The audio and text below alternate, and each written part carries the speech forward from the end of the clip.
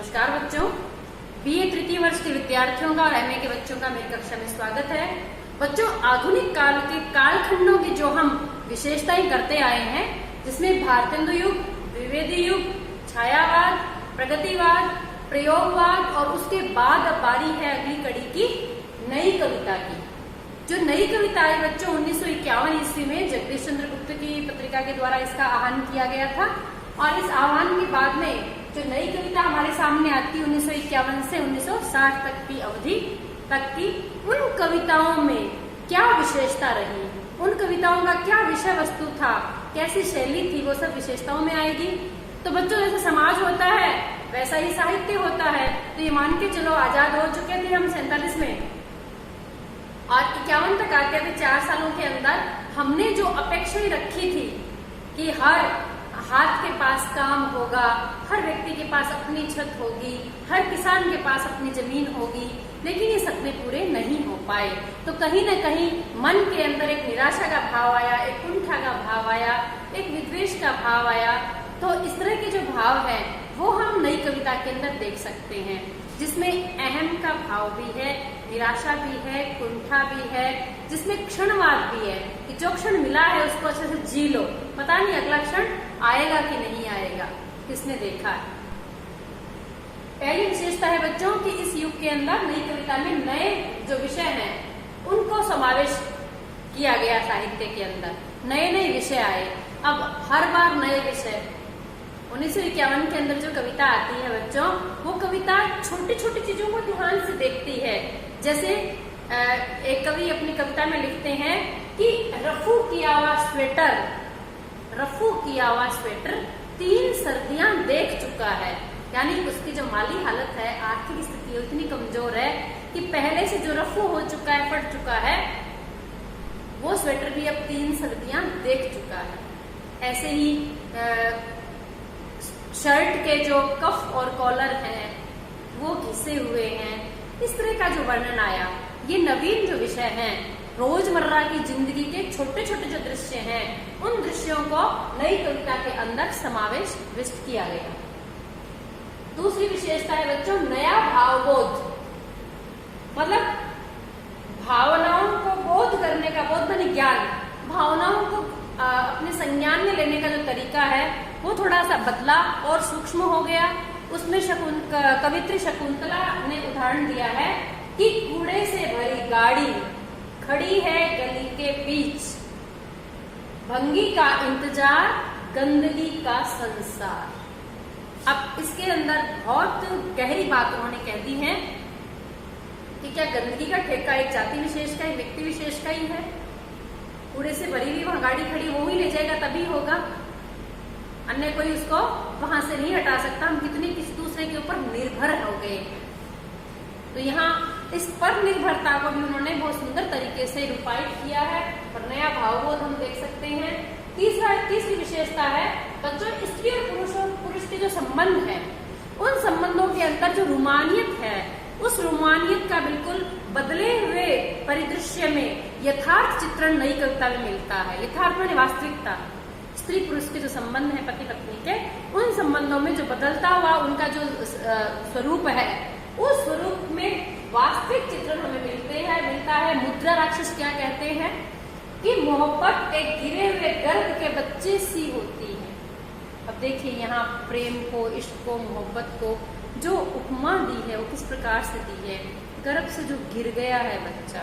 यानी मोहब्बत जो एक बार कर तो ली जाती है लेकिन बाद में उसको स्वीकार नहीं किया जाता और व्यक्ति उसको या तो भूल जाता है या धोखा दे देता है या फिर उसको भुला दिया जाता है। तो कैसे भी करके उसकी स्थिति कैसी होती है कि गिरे हुए गर्भ के बच्चे से होती है। वो बच्चा तो है कहने को, लेकिन वो गर्भ से गिर गया है तो अब वो बच्चा जो है पूर्णता नहीं ले सकता, यानी अपूर्णता इसके अंदर उपस्थित है। चौथी विशेषता जीवन में विद्वेष का भाव, अंदर जो एक द्वेष है, मतलब अपने होनेपन में, अपनी स्थितियों के होने में, अपनी बेरोजगारी को ढोने में, या जो सपने देखे थे उसको पूरा नहीं होने पे मोह भंग की जो स्थिति होती है वो हम इन कविताओं में देख रहे हैं नई कविता में। जिसमें जीवन में जो विद्वेष का भाव आता है उसका एक उदाहरण देखिए। आप कवि लिखते हैं, लगता है कहीं कोई ठोर नहीं, लगता है कहीं कोई ठोर नहीं, आज का मनुष्य गर्भ से धक्का देकर निकाला हुआ ऋषिपुत्र। उपमा तो बड़ी ऋषिपुत्र की दी कि इंसान को कहा, मनुष्य को ऋषिपुत्र कहा जाता है, लेकिन उसकी स्थिति क्या है आज वर्तमान में, वो नई कविता के अंदर इन्होंने व्यक्त किया है। 5 विशेषता है बच्चों, निराशा और कुंठा का भाव। अब क्योंकि उनके मन में जो भाव थे, जो आशाएं थी, वो जब खत्म हुई तो निराशा का भाव आया, राजनीति को लेकर भी, समाज की स्थिति को लेकर भी और आर्थिक स्थिति को भी लेकर। तो इस कारण जो समाज है उसमें जो निराशा का भाव है, तो कवि एक उदाहरण देखते हूँ कविता का। कवि लिखता है, दिन मर गया मैं भी मर गया, दिन मर गया मैं भी मर गया हूँ, हींग और हल्दी से सुवासित मेरी बीवी अभी जिंदा है, क्योंकि उसके गर्भ में पल रही है एक नई जिंदगी।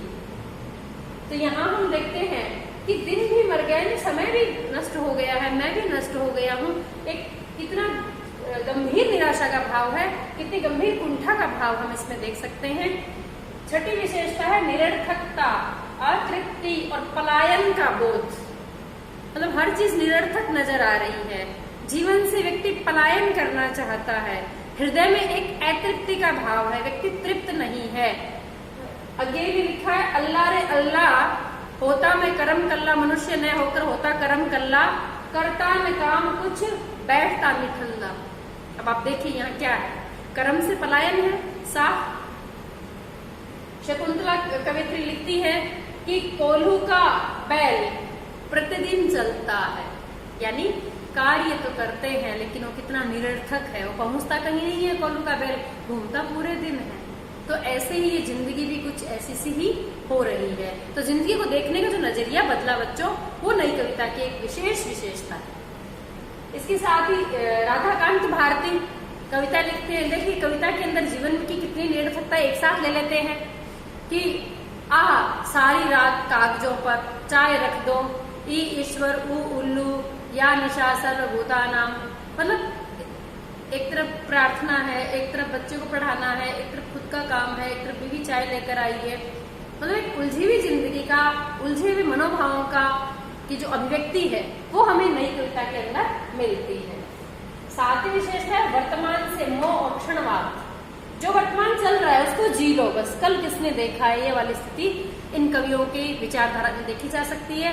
क्षणवाद का मतलब होता है जो क्षण जो पल हमें मिले हैं बस वो अपने हैं, उनको अच्छे से जी लो, पता नहीं अगले पल कौन सा दुख लेकर आ जाए, कौन सी विपदा लेकर आ जाए, कौन सी परेशानी लेकर आ जाए। ये जो नजरिया है ये नई कवियों का है, जिसमें कवि लिखते हैं, आओ हम अतीत को भूले, आज की अपनी रग रग के अंतर को छू ले। आओ हम अपने अतीत को भूले, आज की अपनी रग रग के अंतर को छू ले। मतलब आज भीतर जो महसूस कर रहे हैं बस उसको अनुभूत कर ले, यही भाव है। ऐसे ही एक कवि लिखते हैं, फूलों को प्यार करो झरे तो झर जाने दो, मनुष्यों से प्यार करो मरे तो मर जाने दो। मतलब आगे का कुछ नहीं देख रहे हैं, वर्तमान में जीने का प्रयास है, वर्तमान से मोह है और क्षणवाद है। अहम का बोध, स्वयं को अपने आप को अहम ब्रह्मास्मि मानने वाला कहीं न कहीं भाव है, जिसमें कवि कहते हैं मैं शैली अपनाई या मेरे अहम की मीनार। इस तरह के उदाहरण नई कविता के अंदर मिलते हैं, जिसमें मैं ऊंचा गगन, मेरे अहम की मीनार, मैं शैली अपनाई। ये जो अहम का बोध है वो नई कविता में आपको दिखाई देता है। 9वीं विशेषता बच्चों व्यंग्यात्मकता। मतलब इस युग के कवियों ने व्यंग्य के भाव बड़े सुंदर तरीके से व्यक्त किए हैं कि हम देखते देखते रह जाते हैं, कहाँ कहाँ उनका दिमाग चलता है, क्योंकि उसको वर्तमान स्थिति के अंदर जोड़कर देखते हैं कि आज यदि पौराणिक पात्र आज आ जाते तो उनकी क्या स्थिति होती। आज वर्तमान में उनको कहीं ना कहीं कोई ना कोई काम करना पड़ता, ट्यूशन पढ़ानी पड़ती, स्कूल खोलना पड़ता, तभी उनका काम चल सकता था। ऐसे में एक कवि जो है वो उदाहरण के रूप में कविता लिखते हैं कि कल रात मैंने सपना देखा कि जो मेनका है, स्वर्ग की अप्सरा मेनका अस्पताल में नर्स हो गई है और विश्वामित्र ट्यूशन पढ़ा रहे हैं। उर्वशी ने डांस का स्कूल खोल लिया है जिसमें नारद गिटार बजा रहे हैं और गणेश बिस्किट खा रहे हैं। और अंत में कहते हैं कि जो बृहस्पति हैं वो अंग्रेजी से अनुवाद कर रहे हैं। गुरु माने गए ना बृहस्पति।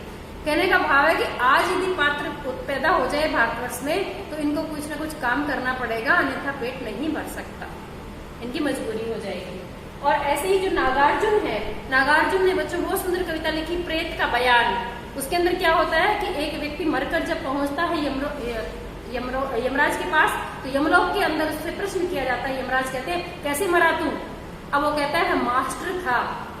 तो वो कहता है क्या तू भूख से मरा है? जबकि वास्तव में वो भूख से ही मरा था, क्योंकि उसकी जो पेंशन है वो उसको मिली नहीं, कागजों में दबके रह गई और वो भूख से मर गया। पहले उसके परिवार वाले मरे, फिर वो मर गया।